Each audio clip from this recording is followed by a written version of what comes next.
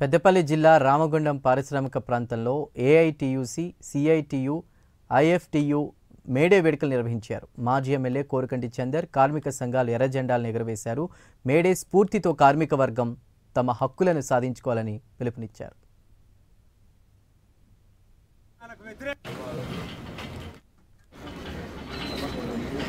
ఇవాళ 139వ మేడే ఉత్సవాలను జరుపుకుంటా ఉన్నాం.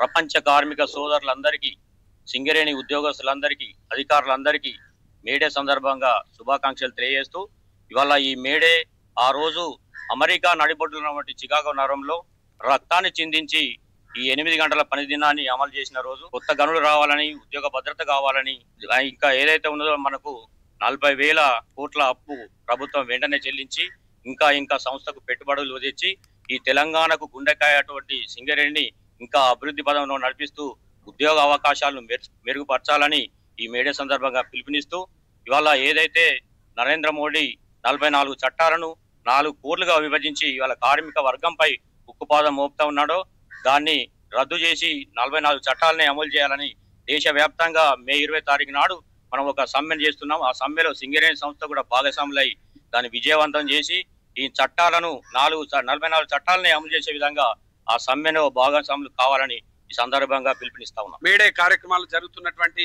ఈ యొక్క నేపథ్యంలో ఆనాడు యాజమాన్యాలకు వ్యతిరేకంగా కన్న కొడుకు సైతము మార్క్స్ ఆనాడు పోరాటాలు చేసినటువంటి సందర్భం. ఈనాడు జరుగుతున్నటువంటి ఉద్యమాలను నీరుగార్చడం కోసం ఈ యొక్క అధికార పార్టీలకు సంబంధించినటువంటి వాళ్ళు కుట్రలు చేస్తున్నటువంటి సందర్భం.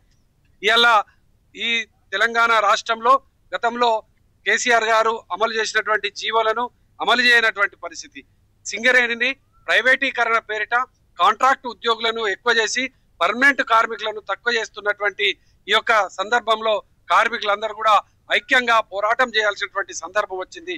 ఈ ప్రైవేటీకరణకు వ్యతిరేకంగా ఈ యొక్క కార్మిక హక్కులను కాలరాస్తున్నటువంటి యాజమాన్యాలకు వ్యతిరేకంగా కార్మిక సంఘాలు, కార్మిక నాయకులు అందరూ కూడా ఈ యొక్క మేడే సందర్భంగా ఒక్కటి కావాల్సినటువంటి సందర్భం. పోరాడితే పోయేదేమీ లేదు, బానిస సంఖ్యలు తప్ప అనేటువంటి నినాదం కొద్ది చికా